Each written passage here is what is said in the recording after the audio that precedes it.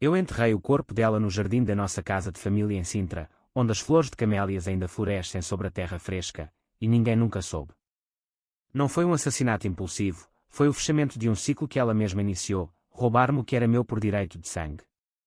Mas antes de contar como cheguei a isso, devo confessar, eu a amava, de um jeito torto, até que o veneno da traição corroeu tudo. Aquele dia em que o notário leu o testamento, com a voz trêmula como folhas de sobreiro ao vento, foi o primeiro corte. Tudo para Isabela, a esposa, disse ele, e eu, com 25 anos, vi o mundo desabar como um azulejo rachado na fachada de uma igreja lisboeta. Minha mãe, morta há 10 anos de um câncer que devorou seus pulmões como o Tejo engole os segredos da cidade, havia deixado uma fortuna, a casa, as vinhas no Douro, ações em companhias de cortiça que valiam milhões. E eu? Nada. Zilos. Um filho legítimo, talvez, sussurravam as sombras da família. Mas o pior não foi o roubo, foi o sorriso dela ao me entregar uma mala com algumas roupas e um envelope com 1000 euros. Vai, filho, o mundo é grande, disse Isabela, com aqueles olhos de avelã que pareciam inocentes sob o sol de Cascais. Eu quis gritar que ela não era minha mãe, que havia envenenado o amor do meu pai com promessas falsas, que manipulou o testamento com advogados corruptos como os que infestam os tribunais de Lisboa. Em vez disso, sorri de volta e saí, jurando em silêncio que o destino, esse Deus caprichoso dos portugueses, viraria o jogo. Os anos seguintes foram um purgatório lento, daqueles que moldam o caráter como uma desculpa as falésias da costa alentejana. Eu me mudei para um quarto apertado no bairro Alto, onde o fado ecoava pelas noites como um lamento que se infiltrava na alma. Trabalhei como garçom em um tasco perto do Chiado, servindo bifanas e vinho verde a turistas que riam alto demais, ignorantes das cicatrizes que carregamos nós, os filhos da nação que outrora navegou oceanos e agora luta para não afundar em dívidas. Cada gorjeta era um lembrete, eu era invisível, descartável, como os imigrantes que limpam as ruas de Belém ao amanhecer. Isabela, ela florescia. Via-a nas revistas sociais, a viúva elegante de Sintra, posando em festas no Casino Estoril com colares de ouro que deviam ser meus. Meu pai, um industrial do vinho que morreu de um infarto aos 50, sempre me contara histórias de como conquistou o mundo com garrafas de Porto envelhecido. Herança não é só dinheiro, João, é legado, dizia ele, apertando minha mão calejada de brincar nas vinhas. Mas o legado dela era uma teia de mentiras, falsificou papéis para provar que eu era adotado, subornou testemunhas para dizer que minha mãe era uma aventura passageira. Eu descobri tudo isso mais tarde, através de um detetive particular que contratei com as poucas economias, um homem chamado Rui, com bigode grisalho e olhos que pareciam ter visto todos os pecados de Coimbra. Rui me entregou um dossiê grosso como um livro de Saramago, cheio de fotos granuladas e transcrições de conversas gravadas em cafés escondidos de Alfama. Ela é esperta, rapaz, disse ele, acendendo um cigarro apesar da lei. Mas todo mundo tem um calcanhar de Aquiles. O dela é o orgulho. Eu reli aquelas páginas à noite, deitado na cama que rangia como um barco no Tejo, sentindo o ódio crescer como era selvagem nas paredes da minha alma. Não era raiva cega, era calculada, afiada como uma navalha de barbearia no Rossio. Eu planejava devolvê-la ao nada de onde viera, uma mulher que subiu de secretária para a senhora da casa com um vestido justo e um beijo oportuno. Comecei devagar. Inscrevi-me em um curso noturno de Direito na Universidade Nova de Lisboa, financiado por bolsas para jovens desfavorecidos, ironia cruel, pois eu era rico em sangue, pobre em papel, estudava até o amanhecer, com o cheiro de pastéis de nata do café da esquina misturando-se ao suor da determinação. Meus colegas, filhos de famílias abastadas de Oeiras, riam de mim, o garçom aspirante. Mas eu sorria, aprendendo as brechas da lei portuguesa, os meandros dos códigos civis que protegem os ladrões de gravata. Foi ali que conheci Ana, uma advogada júnior com cabelos cacheados como as ondas de Nazaré e um senso de justiça que queimava como o sol de agosto. Ana era o oposto de Isabela, genuína, com mãos calejadas de ajudar em abrigos para mulheres maltratadas em Setúbal. A vingança é um prato frio, João, disse ela uma noite, enquanto caminhávamos pela marginal, o Atlântico rugindo ao nosso lado como um testemunho indiferente. Mas a justiça? Essa é uma fogueira. Nós nos apaixonamos devagar, entre pilhas de livros e debates acalorados sobre o Código Penal. Ela me ajudou a montar o caso, contestar o testamento, provar a falsificação.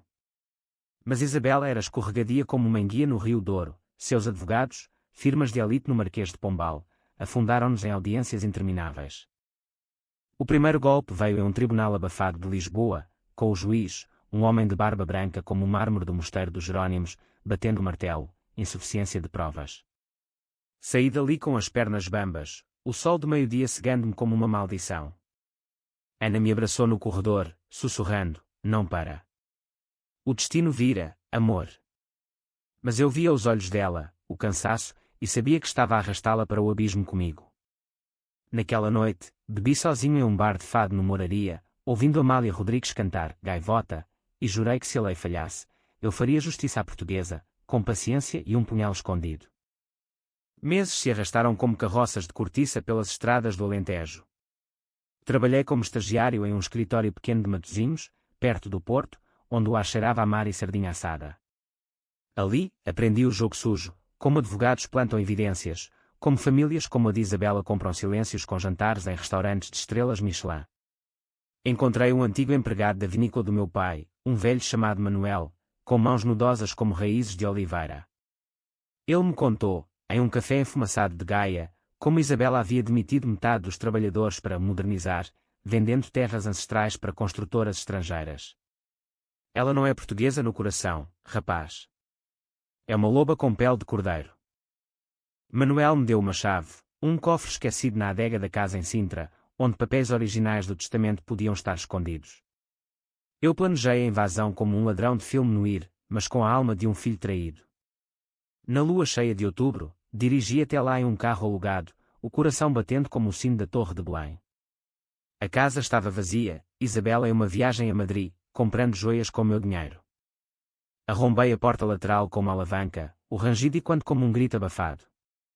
Desci à adega, o ar úmido cheirando a mofo e vinho azedo, e ali estava, uma caixa de ferro enferrujada, com o testamento original, assinado à mão pelo meu pai, deixando tudo para mim. Segurei aqueles papéis como relíquias sagradas, lágrimas borrando a tinta. Mas não era o fim, era o começo. Copiei tudo, enviei para Rui, o detetive, e voltei para Lisboa com o fogo da vingança aceso. Ana e eu apresentamos a apelação no dia seguinte, e o tribunal, dessa vez, tremeu.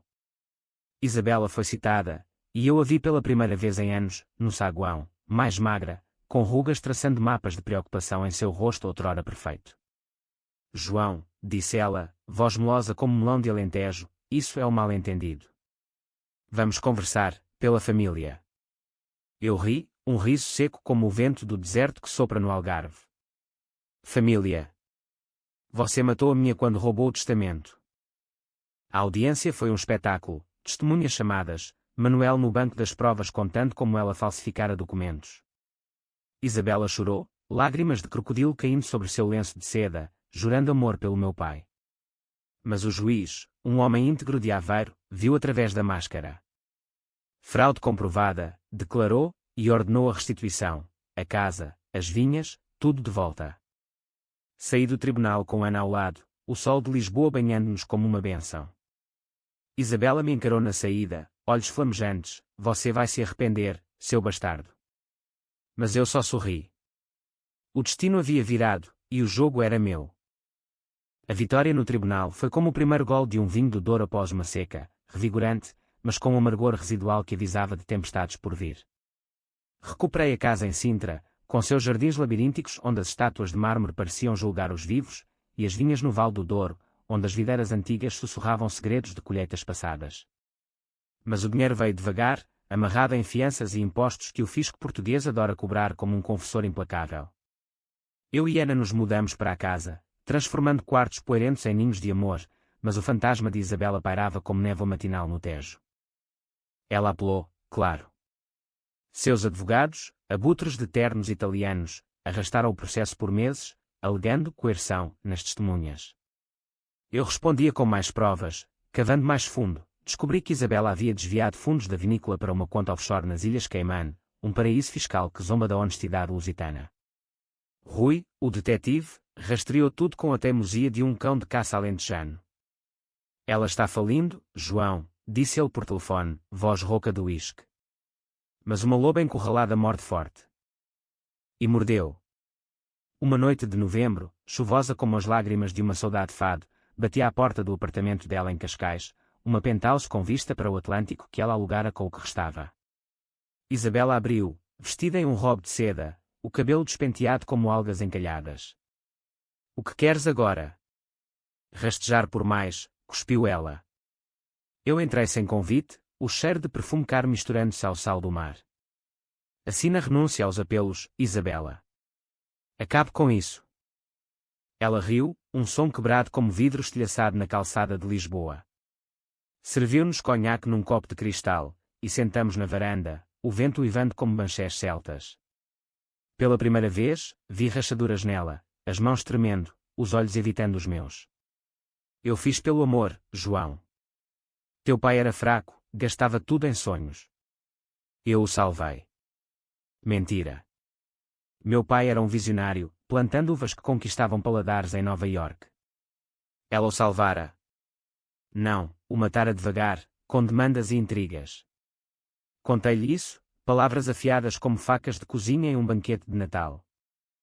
Isabela se ergueu, o robe escorregando, revelando a vulnerabilidade de uma mulher de 45 anos que o tempo castigava. "Tu não sabes o que é subir do nada. Eu era filha de pescadores em Setúbal, limpando peixes até as mãos sangrarem. Teu pai me deu o mundo. E eu? O que ela me dera? Um vazio." Discutimos até o amanhecer, ela implorando por um acordo, metade da vinícola em troca de silêncio. Eu recusei. O destino virou, madrasta. Agora, provo o gosto da poeira. Saí deixando-a ali, sozinha com o mar rugindo acusações. Mas o ódio em mim não saciava, crescia, alimentado pela dúvida. E se eu fosse como ela? Um vingador obcecado, perdendo Ana no processo. Ela notava, claro. "Estás-te tornando sombrio, João", disse uma manhã, enquanto preparávamos café na cozinha de Sintra, o aroma de pão fresco da padaria vizinha infiltrando-se pelas janelas. "A vingança consome mais que o roubado." Eu a beijei, prometendo mudança, mas no fundo, planejava o próximo passo. O apelo dela foi negado em janeiro, um dia de geada rara em Lisboa, como se o inverno conspirasse a meu favor. O juiz final, de Braga, com sotaque nortenho firme, condenou-a a devolver tudo mais multas. Isabela perdeu o apartamento, as joias leiloadas em uma casa de Alcotiano no Chiado. Eu a vi na rua, carregando caixas para um táxi, o orgulho despedaçado como um azulejo pisado. Parte de mim quis ajudar, o menino que outrora a chamara de mãe, em dias de sol. Mas o homem que eu me tornara sussurrava, não. Ela colhera o que plantara. Com o dinheiro fluindo, investi nas vinhas. Contratei de volta os trabalhadores demitidos, como Manuel, que chorou ao assinar o contrato, mãos trêmulas sobre o vinho tinto. Deus te abençoe, rapaz. Ana e eu sonhávamos com uma família, um futuro longe das sombras. Mas Isabela não desaparecia. Cartas chegavam, súplicas disfarçadas de desculpas, convites para conversar pela paz familiar. Ignorei-as, queimando-as na lareira de Sintra, o crepitar ecoando como risos demoníacos.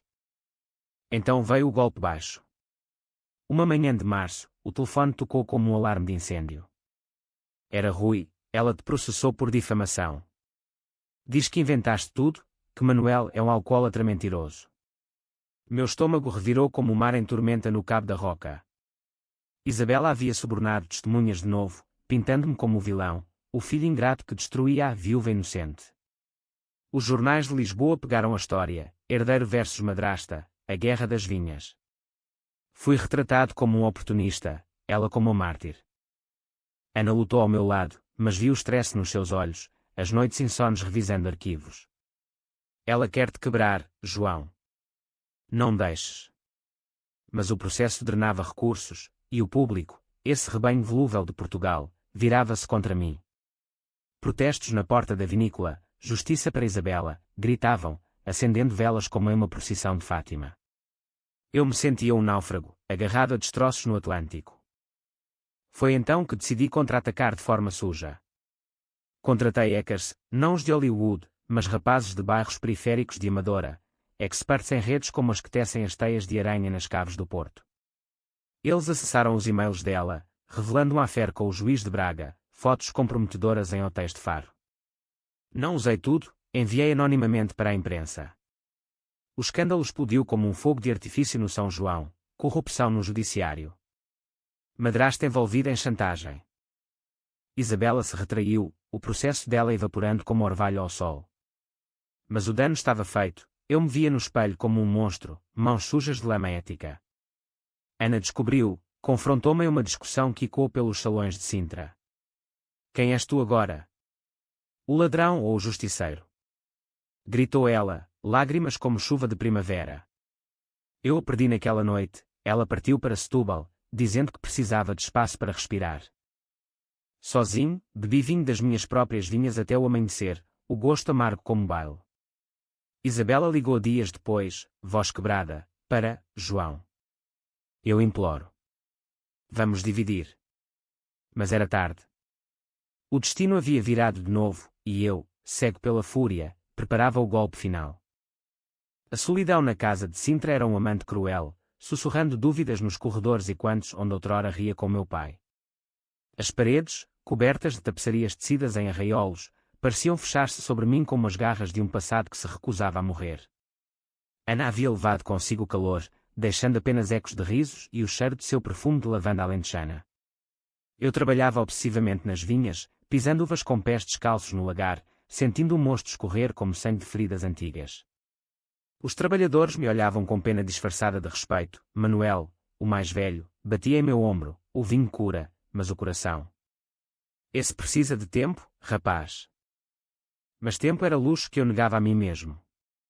Isabela, encurralada, começou a rondar como uma gata de rua em Alfama, mendigando atenção. Cartas diárias agora, escritas à mão em papel perfumado, cheias de confissões que soavam ensaiadas. Eu errei, João. O medo de perder tudo me transformou em monstro. Eu as li à luz de velas, o fogo dançando como demónios em julgamento. Medo. Ela falava de medo enquanto me condenava à miséria. Lembrei-me da noite em que, aos 17, ela me trancara no porão por desobedecer, o ar rarefeito cheirando a mofo e desespero. Não, misericórdia era para os fracos. Decidi confrontá-la de vez. Marquei um encontro em um café isolado nas margens do Douro, perto de Pinhão, onde as encostas vinícolas se curvam como amantes exaustos. Cheguei cedo, o sol poente tingindo o rio de ouro líquido, e pedi um copo de Porto Tawny, o mesmo que meu pai bebia ao contar histórias de explorações. Isabela apareceu atrasada, de táxi, vestida modestamente em um casaco de lã que envelhecia 10 anos. Seus olhos, outrora astutos, agora suplicantes, fixaram-se em mim como um náufrago à vista terra. João, meu menino, começou ela, voz trêmula como folhas de videira ao vento. Eu sei que te magoei. Mas vê, estou arruinada. Sem casa, sem amigos. Teu pai não gostaria disso. Invoquei o fantasma dele, a tática mais baixa. Eu ri, baixo e amargo. Meu pai. Ele te odiava nos últimos meses, Isabela. Via como sugavas a vida dele. Mentira parcial, ele a amava até o fim, cego como um touro em corrida de Pamplona. Mas servia ao propósito. Ela chorou então, lágrimas genuínas pela primeira vez, escorrendo como o rio ao nosso lado. Contou sua história, órfã em Setúbal, casada jovem com um pescador bêbado que a batia como ondas quebram rochas. Meu pai a salvara, sim, mas ela se sentia uma impostora na mansão de Sintra, rodeada de empregados que a olhavam de esgalha. O testamento. Eu pensei que era o único jeito de segurar o que tínhamos. Para nós, para ti também, um dia. Mentiras entremeadas de verdade, como o fado mistura dor e beleza. Ouvi, o ódio vacilando como chama ao vento. Por um momento, vi a mulher por trás da víbora, vulnerável, humana. Ofereci um acordo, uma pensão modesta, uma casinha em Trás-os-Montes, longe dos salões elegantes. Ela aceitou, assinando papéis com mãos que tremiam. Obrigada, João. Talvez o destino nos perdoe. Saí dali sentindo um alívio falso, como após uma confissão em Fátima. Mas à noite, na cama vazia de Sintra, o demónio sussurrava, fraqueza. Ela merecia mais punição. Ana voltou semanas depois, atraída por um telefonema meu, voz rouca de saudade. Encontramo-nos no jardim, entre as camélias que minha mãe plantara, flores vermelhas como sangue fresco. Eu errei, amor, confessei, ajoelhando na terra úmida. A vingança me comeu vivo. Ela me ergueu, olhos castanhos cheios de perdão como o mar calmo de lagos. Então solta-a, construamos nosso próprio legado. Fizemos amor ali, sob as estrelas, o cheiro de terra e flores misturando-se ao suor da redenção. Planeamos um casamento simples em uma capela de óbidos, com paredes de branco medieval e o sino tocando como bênçãos. Mas Isabela traiu o acordo. Descobri por Manuel, ela usara a pensão para contratar novos advogados, reabrindo o caso com novas evidências, cartas falsificadas do meu pai, alegando que eu era um filho problemático. O escândalo reacendeu, jornais do Porto chamando-me de tirano das vinhas. Fui arrastado para outra audiência, dessa vez em Porto, a cidade de granito e portos envelhecidos, onde a justiça parece tão dura quanto o vinho não colhido. No tribunal, vi a sorrir de novo, o verniz de vítima perfeito. Testemunhas pagas contavam mentiras, eu abusara dela na juventude, roubara as joias da casa. Ana, ao meu lado, apertava minha mão até doer. Segura, João. A verdade sai como o sol após a chuva. Mas o juiz, influenciado por doações dela a campanhas locais, adiou o verdito. Saí dali furioso, o dor parecendo um túmulo líquido. Foi o estupim. Naquela noite, dirigi até a cabana que lhe dera em Trás-os-Montes, as estradas sinuosas como veias de montanha. Cheguei ao anoitecer, o ar frio cheirando a eucaliptos e isolamento. Isabela estava sozinha, cozinhando bacalhau em uma panela velha, o fogo da lareira dançando sombras em seu rosto. João. O que fazes aqui? Perguntou, voz falhando. Entrei, trancando a porta. Acabou o teatro, madrasta. Confrontei-a com as provas, gravações de suas ligações para os advogados, transferências bancárias. Ela negou, depois implorou, caindo de joelhos no chão de pedra. Misericórdia, por Deus. Eu parei, juro. Mas eu vi a mentira nos olhos, o cálculo frio. Peguei o atiçador da lareira, quente do fogo, e encostei na parede. Não a matei ali, ainda não. Em vez disso, forcei-a a gravar uma confissão em vídeo, voz trêmula admitindo tudo, o roubo, as falsificações, o affaire. Enviei o vídeo anonimamente para a imprensa na manhã seguinte. O país explodiu, escândalo final, madrasta confessa fraude. Isabela foi presa em flagrante, algemada na porta da cabana, câmaras de TV capturando sua humilhação como abutres. Eu assisti da vinícola, vinho na mão, sentindo um vazio que a vitória não preenchia. Ana me ligou, é o fim, amor. Sim, mas que fim podre. A prisão de Isabela foi um espetáculo público, daqueles que Portugal adora, multidões em frente ao Tribunal de Lisboa, repórteres com microfones como lanças de inquisidores, e ela, algemada, o rosto pálido como queijo de serpa sob os flashes. Os jornais a apelidaram de a viúva venenosa, caricaturas no Expresso mostrando-a como uma bruxa com videiras em vez de serpentes. Eu me mantive nas sombras, em Sintra, cuidando das vinhas como um padre cuida de sua paróquia, mas o peso da confissão gravada queimava em meu peito como brasas de uma fogueira de São João. Ana e eu prosseguimos com o casamento em Óbidos, uma vila de muralhas medievais que parece saída de um conto de fadas sombrio.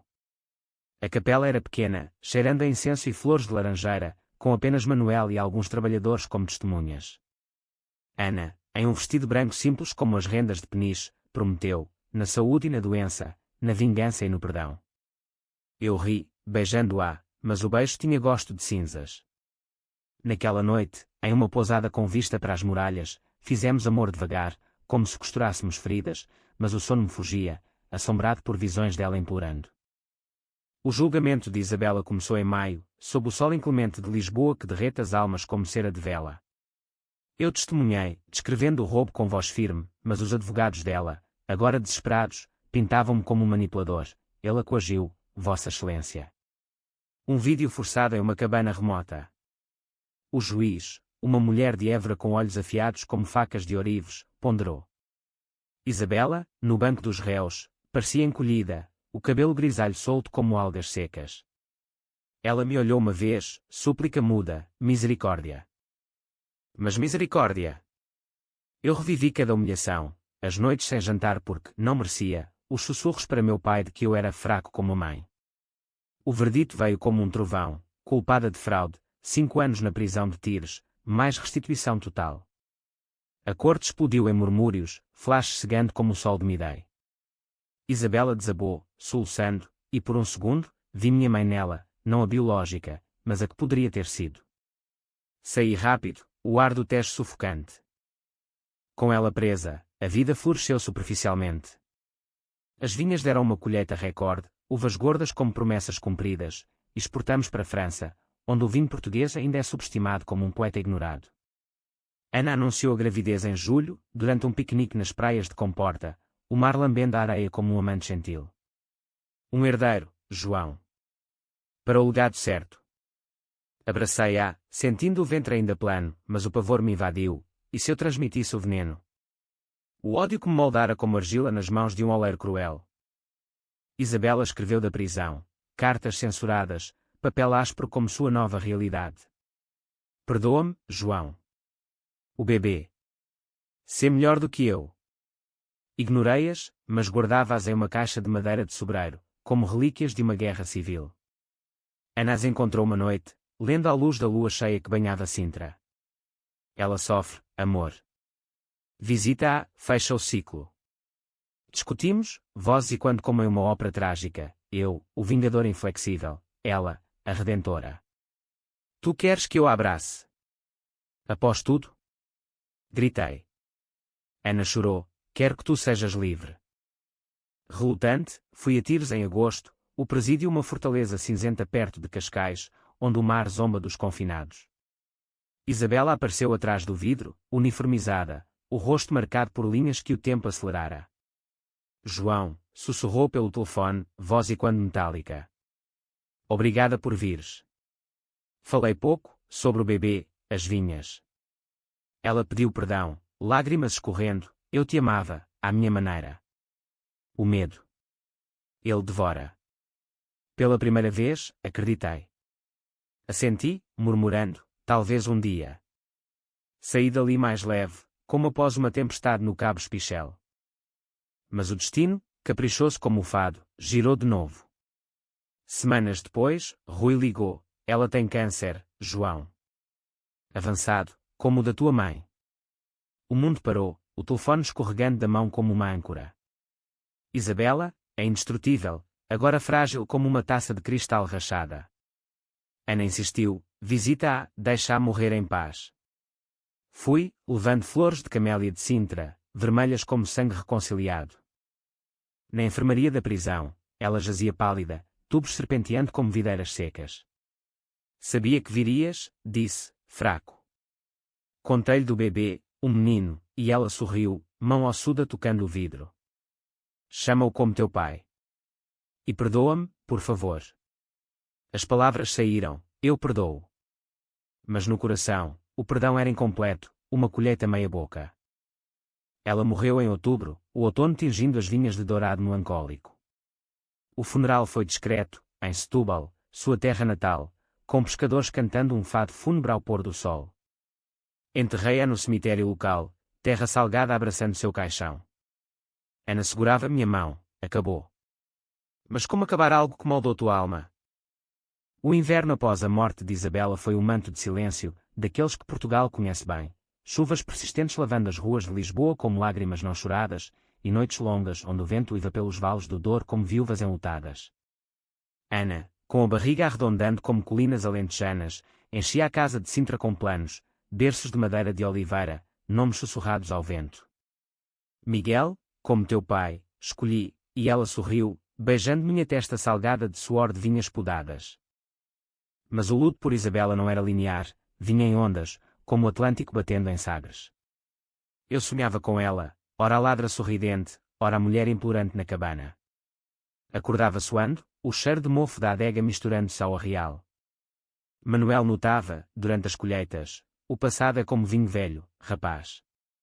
Bebe com moderação. Ele me contava histórias de sua própria vida, uma esposa perdida para a tuberculose, filhos emigrados para o Canadá, e eu ouvia, aprendendo que a dor é o solo fértil de Portugal, de onde brotam poetas e revolucionários. Ana e eu viajamos para o Algarve em novembro, buscando sol para curar sombras. Nas falésias de lagos, onde o mar escava grutas como segredos, falamos de futuro. Quero que Miguel cresça sem ódios, disse ela, mão na barriga. Sem o peso da herança roubada. Prometi, mas o peso persistia, uma carta final dela, entregue postumamente por um advogado, confessando mais. Eu sabia do câncer da tua mãe e não disse. Calculei que, sem ela, o testamento seria meu. O golpe final, revelando que o roubo começara antes, envenenando laços com silêncio mortal. Fúria ressurgiu, mas agora misturada à pena. Que mulher era essa, sendo teias de dor para sobreviver? Escrevi respostas não enviadas, páginas rasgadas como folhas de outono, exorcizando demónios. Ana sugeriu terapia, um psicólogo em Lisboa com consultório no Chiado, cheirando a livros velhos e chá de camomila. Lá, sentei-me em uma poltrona gasta, despejando a alma, o roubo, a vingança, o enterro metafórico no jardim, não literal, ainda, mas o desejo que me assombrara. Você enterrou a parte dela em você, disse o terapeuta, barba grisalha como névoa do Tejo. Agora, desenterra sua humanidade. O Natal veio como uma trégua, com luzes piscando nas ruas de Lisboa como estrelas caídas. Celebramos em família ampliada, Manuel e os trabalhadores na casa de Sintra, assando peru recheado com castanhas do norte, cantando canções tradicionais ao som de viola. Ana, radiante, dançou um pouco, o ventre dançando com ela. Pela primeira vez, ri de verdade, brindando com Porto, a herança verdadeira, a que se constrói, não se rouba. A gravidez avançava, e com ela, medos, ecos do câncer da minha mãe, sussurros de que o destino puniria o filho do vingador. Ana acalmava, somos mais fortes que fantasmas. Mas em fevereiro, uma complicação, sangramento leve, hospital em Lisboa com cheiro de antisséptico e ansiedade. Horas de espera no corredor, como um peregrino em Fátima, rezando a santos esquecidos. O médico, de Coimbra, acalmou, vai ficar bem. Descanse. Saímos dali abraçados, o Tejo brilhando ao luar como uma promessa. Com a primavera, as vinhas reviveram, botões verdes rompendo terra como esperanças. Miguel nasceu em abril, um parto longo em uma clínica de Cascais, com o mar rugindo fora da janela como um cor de boas-vindas. Ele chorou forte, olhos escuros como os do avô, e ao segurá-lo, sentiu o ciclo quebrar, não mais roubo, mas doação. Ana, exausta e bela, sussurrou, nosso legado começa agora. Mas o passado, teimoso como uma erva daninha, brotou de novo. Um jornalista do Público, farejando sensacionalismo, publicou uma série, O Caso da Madrasta, Vingança ou Justiça. Entrevistou ex-empregados, pintando Isabela como vítima de um sistema patriarcal, e a mim como o herdeiro impiedoso. Protestos pipocaram nas vinhas, garrafas quebradas como acusações. Assassino indireto. Gritavam. Ana defendeu, ignora. Eles não viveram nossa dor. Eu ignorei, focando em Miguel, noites de choro embaladas com fados suaves, dias ensinando-o a tocar terra nas vinhas. Mas o stress acumulava, e uma noite de junho, após uma discussão com Ana sobre vender parte das terras para modernizar, bebi demais. Acordei com ela chorando, estás-te perdendo de novo, João. Como com ela. A comparação cortou, Isabela, o veneno recorrente. Decidi confrontar o fantasma final. Voltei à cabana em Trás-os-Montes, agora vazia e decadente, janelas quebradas como olhos cegos. Cavei no jardim, não um corpo, mas o atiçador que quase usei, enterrado em impulsividade anos antes. Ao desenterrá-lo, enferrujado e frio, enterrei o ódio simbólico, jogando-o no fogo de uma fogueira solitária.